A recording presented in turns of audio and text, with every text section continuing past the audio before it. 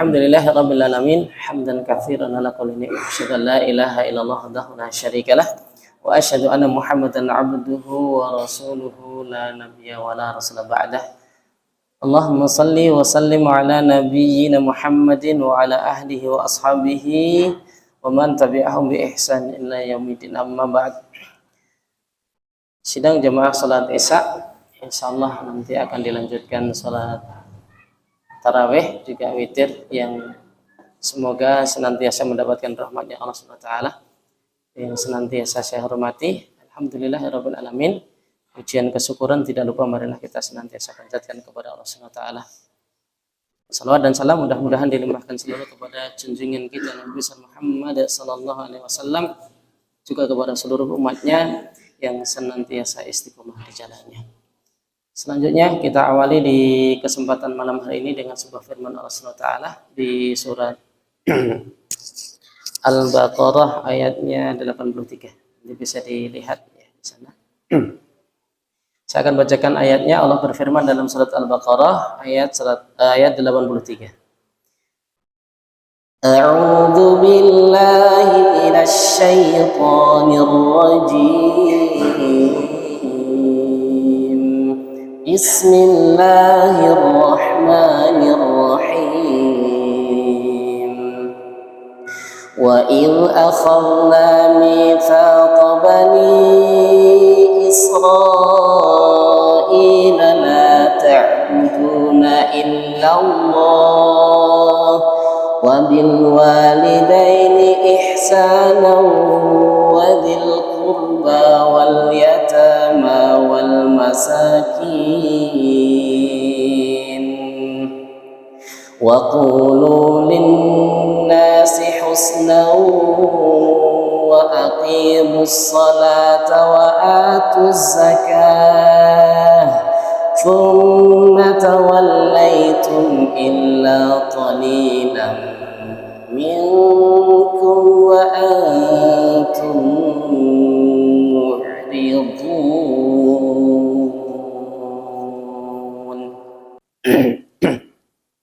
Kita awali dari surat Al-Baqarah. Allah berfirman dengan ayatnya tadi, wa id akhadna mitsaqa, dan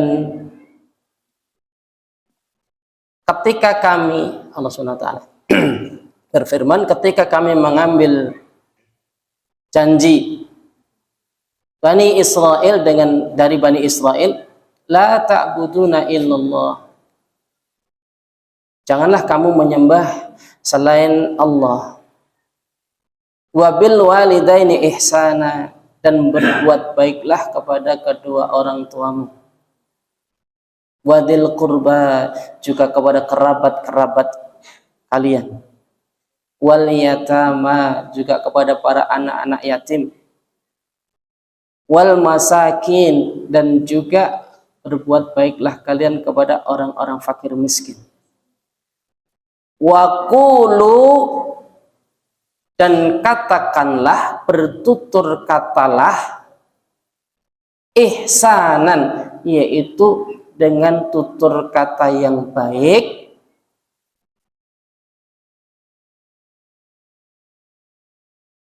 linnas, kepada manusia, semua manusia.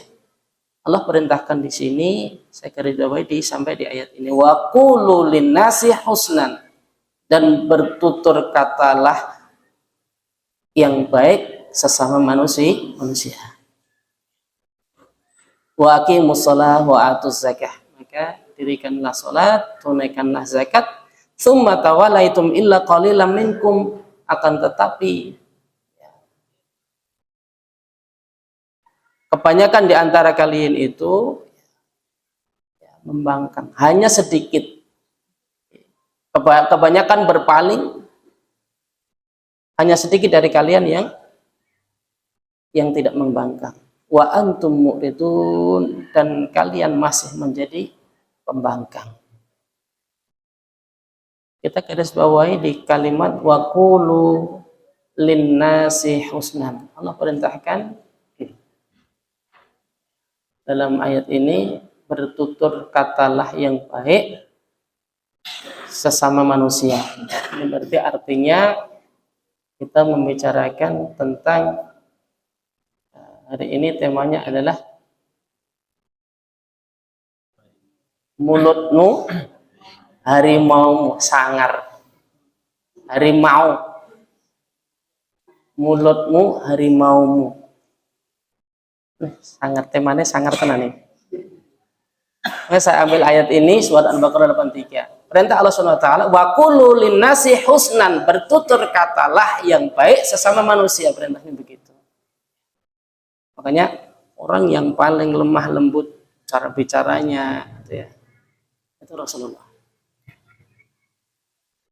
Sulit jadi orang yang tutur katanya itu senantiasa lemah lembut, sesama siapa lemah lembut, sabar, halus. Sulit, betul sulit. Sulit dicari.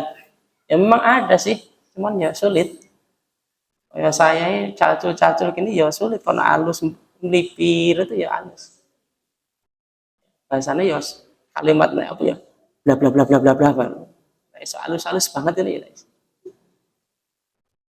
Tapi perintahnya adalah bertutur katalah yang baik. Sama manusia itu tutur katanya yang baik-baik. Nah, kan tema di sini kalimat peribahasa ini peribahasa ya. Kalau kita pernah belajar juga di sekolah itu, mulutmu harimaumu itu juga termasuk peribahasa. Sebetulnya ini pendidikan karakter yang tinggi sebetulnya. Ya, kalau kita memahami pembentukan karakter yang tinggi.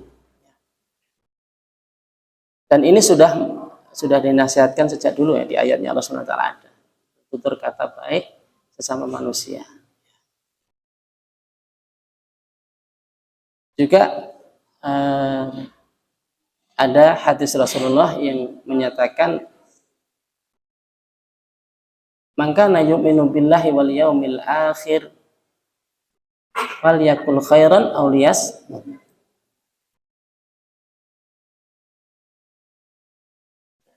Man kana yu'minu billahi wal yaumil akhir, ketika kalian itu beriman kepada Allah dan hari akhir, maka berbicaralah yang baik-baik.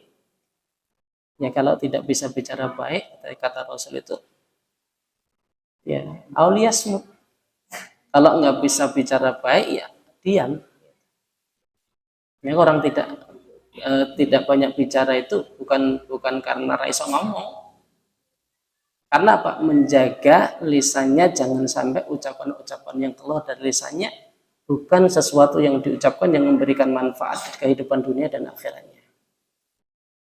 Alias sebab menjaga lisan. Sebuah athar dari sahabat, kayaknya kalau nggak salah Ali bin Abi Thalib atau Mahfudat, kata-kata mutiara nasihat. Salamatul insan lihifdzil lisan. Jadi selamatnya manusia itu ketika dia bisa menjaga lisannya. Artinya apa? Lisan itu berarti bukan perkara sepele juga.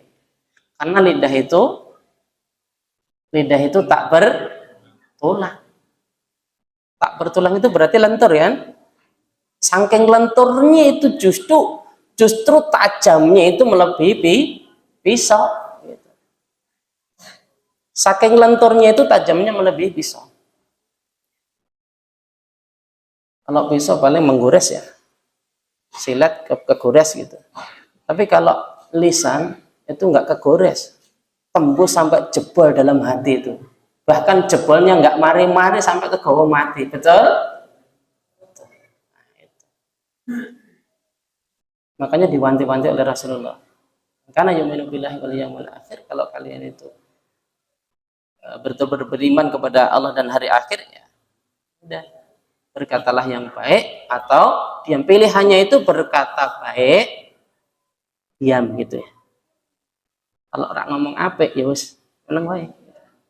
Nek ngomong ya sing apik-apik. Juga yang senada dengan yang lain, ya, hadis riwayat Tirmidzi itu Uqbah bin Amir berkata ketika beliau, aku bertanya kepada Rasulullah, apakah keselamatan itu wahai Rasul? Ini senada dengan yang tadi ya, salamatul insan li hifdzil lisan. Beliau menjawab, ya, keselamatan itu apa?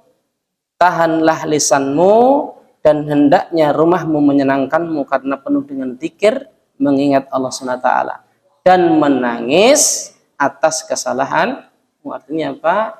Dia menahan lisannya, rumahnya menyenangkannya karena apa? Banyak zikir yang dibaca di rumahnya. Tilawatil Quran itu zikir enggak?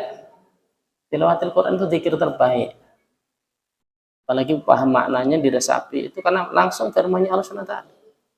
Akan mengingatkan kita. Makanya seorang yang beriman kepada Allah SWT dan keimanan yang benar itu, fa idza tuliyat alaihim ayatihi zadadhum imana. Ketika dibacakan ayat-ayatnya Allah SWT itu, yang terjadi adalah bertambah keimanannya. Banyak zikir, banyak dipakai untuk berzikir, dan banyak menangis di tengah malam bangun, bermunajat kepada Allah SWT, memohon ampun kepada Allah SWT. Ini menjadikan ya sesuatu yang bisa menyelamatkan, kata Rasul. Ma'asyiral muslimin wal muslimat arsadan nasikumullah. Juga pepatah Jawa, ini juga pepatah Jawa ini pendidikan poro-poro tiang-tiang soleh ingkang kepengker. Napa pepatahipun? Ingkang sampun kita nate sinau sareng-sareng, aji ning diri ana ing lati. Maka seseorang yang sembarangan di dalam mengumbar lidahnya, jadi harga diri itu berada kepada seberapa dia itu bisa menjaga lidahnya dalam melontarkan sebuah kata-kata. Semakin dia ceroboh dalam mengeluarkan kata-kata, maka dia akan menjadi orang yang tidak akan ada harga dirinya. Betul? Betul. Lidah, karena lidah itu tak betulan. A diomongkan B mudah. C diomongkan D mudah. Kalau tidak berbuat, mengucapkan sesuatu yang tidak bermanfaat, kadang mengucapkan sesuatu yang itu adalah kebohongan. Ini juga lisan. Kalau itu sebuah kebenaran, maka akan menjadi sesuatu yang tidak baik ketika dibicarakan sesuatu itu yang tidak baik, walaupun itu kebenaran. Juga akan menjadi sebuah fitnah ketika yang disampaikan itu dari kata-kata kita ataupun ucapan kita sesuatu tentang sesuatu orang lain ataupun keadaan yang itu bukan suatu kenyataan. Itu juga akan menjadi fitnah. Ini luar biasa. Bahaya lisan itu luar biasa. Jadi semakin seorang itu sembrono di dalam melontarkan kata-kata, setiap kata-kata yang keluar itu senantiasa enggak dipikir, saya mengucapkan gini nanti madaratnya apa, manfaatnya apa, saya ngomong gini nanti menimbulkan madarat enggak, saya ngomong seperti ini apakah ini nanti akan menyakitkan saudaraku atau enggak berpikir. Kalau saya berbicara seperti ini dengan fakta sesuai enggak, saya masuk bohong enggak. Kalau saya memberitakan persoalan ini seperti ini masuk menfitnah orang lain enggak? Membunuh karakter orang lain enggak? Mencemarkan nama baik orang lain enggak? Naudzubillah kalau sampai yang dicemarkan nama baiknya itu justru orang-orang soleh. Ini persoalan. Ya. Akhirnya apa? Dia akan menjadi bumerang bagi sang pelaku itu sendiri. Akhirnya orang yang sering mengumbar bahasanya itu ya omongannya nerocos wae lah, asal ngomong. Nek basa Jawa sing rada kasar napa niku? Asal mboten kula sing muni pokoke. Kendel-kendel asal ngoten niku apa meneh kendel ngapusi. Mangke nek pun ngeten iki mboten sok ngapusi barang ya. Nek kula berlindung muga-muga kula mboten ngapusi. Ini bahaya sekali. Bisa menjadi fitnah yang itu akan bumerangnya kepada diri kita sendiri. Apa? Harga dirinya sudah akan hilang dengan sendirinya. Karena apa? Karena kebohongan-kebohongan yang dia perbuat, dengan fitnah-fitnah yang dia sebarkan, itu akan menghancurkan harga diri mereka sendiri. Maka Rasulullah berpesan, maka na yu'minu billahi wal yaumil akhir falyaqul khairan aw liyasmut. Salamatul insan li hifdzil lisan. Selamatnya manusia itu dalam menjaga lidahnya. Maka saya mengajak kepada diri saya khususnya dan kepada seluruh jamaah yang ada, mari kita betul-betul berhati-hati dalam menggunakan lisan. Lisan kita nggak ada tulangnya, tapi tajamnya melebihi pisau.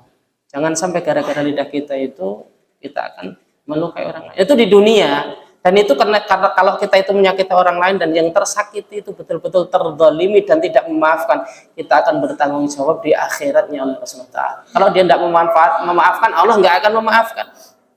Makanya disunahkan ketika kita punya salah itu segera minta maaf. Rasa ngenteni bodoh. Yakin saya salah, segera minta maaf mumpung masih ada umur panjang. Itu di dunia. Di akhirat kita harus lebih hati-hati lagi. Apa? Allah ingatkan, kabura maqtan antakulu kabura maqtan indallahi antakulu ma la taf'al. Dalam surat Shaf. Sungguh Allah itu membenci seseorang yang mengatakan sesuatu yang dia tidak kerjakan. Ini juga hati-hati, termasuk kita para pendakwah ini juga ancaman juga. Ngejai sholat daerah atau sholat, ini juga bahaya. Ngejak sholat tertib awake dhewe sholatnya bolong-bolong, itu juga bahaya. Allah benci ternyata. Juga kita hati-hati dengan hak vetonya Allah yang kadang kita lengah, yang sifatnya kita adalah bisa dikontan di dunia, ya, tapi juga akan bisa diberikan di akhirat besok. Ini yang lebih kita harus hati-hati lagi. Apa maksudnya vetonya Allah SWT? Kita meyakini bahwasanya Allah lah yang maha segala-galanya dalam pembahasan rububiyah seperti itu. Allah itu al-mudabbir, Allah yang mengatur segala-galanya. Tapi kadang kita itu melupakan ketika misalkan dari sisi kecil aja. Sisi kecil. Saya pulang nanti saya sampai rumah saya ditelepon. Pulang jam berapa? Berapa menit lagi? 5 menit lagi saya sampai. Emangnya perjalanan sini sampai sana 5 menit itu dijamin bisa sampai rumah? Maka apa? Kasih embel-embel di situ ditambahkan insya Allah 5 menit lagi saya sampai situ. Itu menandakan bahwa kita itu bersandar kepada Allah, yakin kalau Allah mengizinkan aku sampai rumah, ya rumah sampai. Kalau enggak, kita enggak terbiasa, biasakan sekarang. Jadi connect sama Allah terus, tidak melupakan Allah walaupun urusan kecil. Apalagi ya, urusan besar. Urusan surga neraka miliknya siapa? Yang ngerti rahasianya siapa? Allah SWT. Hati-hati. Kadang mentang-mentang sudah dapat hidayah, sudah hijrah, tahu temannya dinasihatin ndak hijrah, tuting-tuting. We medem wae, we maksiat wae, we main wae, we medok wae, neraka wae. Hati-hati nih. Ada orang lewat ahli maksiat, delon kae neraka kasemben. Hati-hati. Jangan pernah itu terucap. Kalau pernah banyak beristighfar kepada Allah lahir batin. Karena apa? Surga neraka itu hak vetonya Allah, Allah yang mengetahui. Ada kan kisahnya orang yang tobat ahli maksiat pembunuh 100 orang, bahkan digenepi 100 orang ya, karena katanya nggak diterima, bunuh sekalian aja. Yang satunya bisa diterima. Akhirnya dalam pertobatannya meninggal. Diukur rayaan malaikat kan gitu kan? Karena dekat dengan tempat untuk tobatnya, maka dia dimasukkan ke dalam surga. Ini rahmatnya Allah SWT. Jadi jangan kita kemaki mendahului kehendak Allah. Itu hak vetonya Allah. Jangan kita main-main dengan seperti itu. Ini kalau kita gak hati-hati, mentang-mentang sudah banyak meninggalkan kemaksiatan, sekarang dapat hijrah ya. Udah ngaji barang, terus ada orang yang seperti itu langsung main juding rokok itu. Emangnya neraka surga itu punya kita? Itu haknya Allah. Kalau kita seperti itu, kita banyak-banyak beristighfar kepada Allah. Ini lisan kita berbahaya. Ini dampaknya nanti sampai di akhirat. Bisa jadi tidak akan bisa dimasukkan surga karena merebut haknya Allah. Siapa kamu? Emangnya kamu Allah begitu. Sekali lagi ingat, mulut kita bisa jadi harimau kita. Kata-kata kita itu akan bisa mencelakakan kita baik di dunia maupun di akhirat. Maka kita berhati-hati dalam berkata-kata, bertutur kata. Ingat, wakulu ya, berucaplah linnasi kepada para manusia husnan, bertutur kata dengan cara yang baik. Kalau kalian tidak bisa mengatakan sesuatu yang baik, kata Rasul, maka banyak-banyaklah untuk diam saja. Demikian, mudah-mudahan ada manfaatnya, benar dari Allah SWT.